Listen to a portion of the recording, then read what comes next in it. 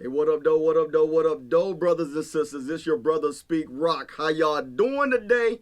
Hey, look, thank you for joining me. It's 5 o'clock, top of the hour, and I'm here, and I'm ready to get busy and let y'all know what I got on my mind. Hey, first of all, let me do this. If you have not followed me on my social media pages, make sure that you follow me. It's real easy, at SpeakRoc, SpeakRoc, Facebook, Instagram, Twitter, real easy. Look here. If you miss any episode and you want to follow me, you can catch me on my YouTube channel. That's bit.ly SpeakTube. That's bit.ly /SpeakTube. SpeakTube. You can catch up with all the good footage. Everything from my first show until today, and I'll post that as I go along. Hey, look here. Today's show is going to be a very, very important show. It's going to be for everybody. Look here, if you're of voting age, this is the show that you want to listen to, okay?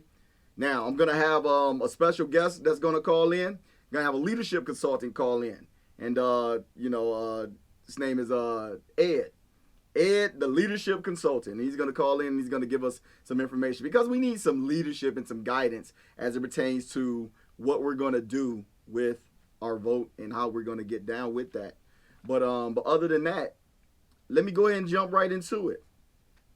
There's a phrase that came about and it said, you know what? I don't have a dog in this race. Now, that statement, I don't have a dog in this race, basically is an idiom, figure of speech. And what that is saying is, you know what?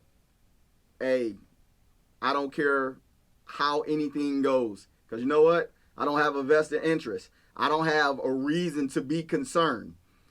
And when I look at that, it's so interesting because I believe that is so reflective of what's going on now in the presidential, race, here in America.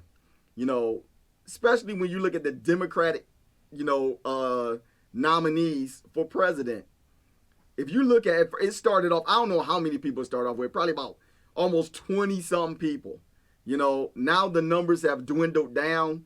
And something interesting happened just last week. One of the favorites at one point, Kamala Harris, she was in the race. And guess what? She dropped out. Kamala Harris was like, hey, look, I'm done.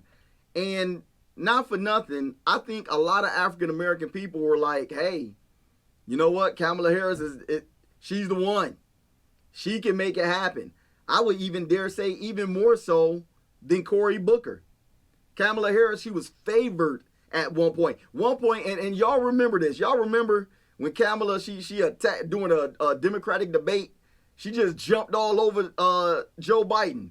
And then her star rose and everybody was like, yeah, Kamala, get him. Make it happen. Now, she kept doing some stuff and she went on the Breakfast Club and, she admitted to smoking some weed and she said she went to a HBCU and then it seemed like from there, everything just started going downhill for Kamala. And I start hearing some of everything. Well, it's because she's a woman. We don't want a woman president. Well, she's attractive, so we don't want an attractive woman president. She's married to a white man. We don't want a white man. I was like, wow. And when she came out and said, you know what? I'm dropping out of the presidential race. I thought I saw black folk cry. I thought I saw black people about to lose their mind. And all the pundits and all the, I would say, African-American political scientists, if you will, they may not be that, but they talk like they are.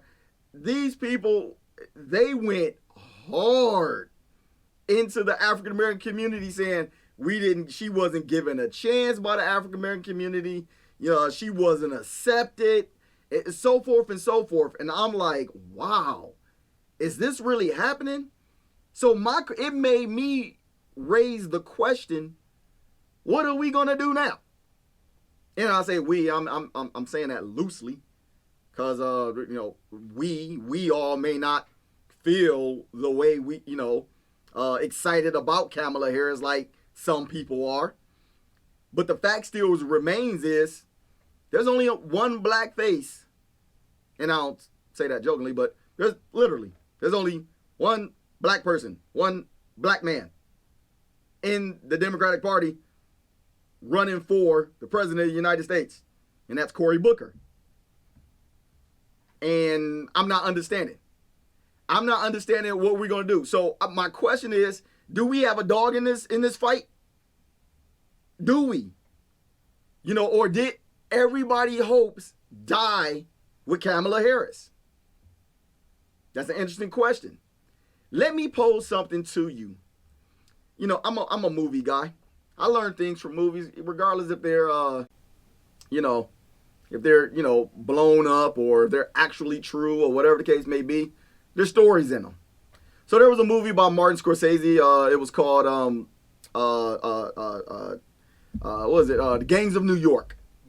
Gangs of New York. And in that movie, you had the settlement of New York, and you had the Irish, you had the England, the people who came from England called themselves the natives, and they just poo-pooed all over the Irish and just dogged them out.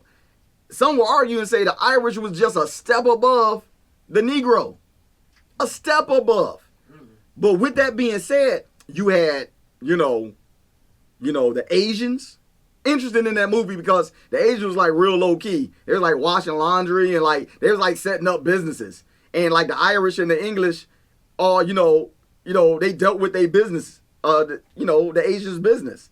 So they were real low key in the movie. Then you had a speckle or two of black folk around, just a speck. I was like, wow. But anyway, getting to my point, the English was dogging out the Irish, and the Irish was we done had enough. We need representation, okay? We need somebody that's going to represent us, and we need somebody that's going to run for mayor. I believe it was mayor or governor. So they said, hey, you know what? We're going to go to this one guy, big tough Irish dude. First, the big Irish dude, big tough guy, he ain't want nothing to do with it. He was like, nah, I don't want no parts of that. They was like, no, we need you. Your people need you. Your Irish people need you. So guess what? The whole Irish community got behind their candidate. Hear what I'm saying now? The whole Irish community got behind their candidate, and they was like, yeah, you're going to represent us, you're going to run, and we're going to vote. And it was some of the most craziest thing that you ever seen. And you probably don't believe this happened in America, but I believe it. You had people voting 2 to 3 times. They was pulling drunks off the street and making them vote. If you was a bum, you was going to vote that day. They were forcing them because they wanted so bad to get representation. The Irish was but sad thing is that the English got so scared that things was going to change. They end up killing the Irish guy. So they're going to candidacy. But what's my point? The point was that the Irish had enough. They sat down, they analyzed the situation, they found out what they wanted, they knew what they wanted, they were willing to fight for it, and then they said, you know what, if we're going to get into this political race, if we're going to make our mark, if we're going to become somebody, guess what we're going to do? We're going to back our candidate. We're going to put money, finances, resources, and people behind a candidate, and this candidate is going to represent us. Let me tell you something. I don't see that with the African American community. And my question is, why?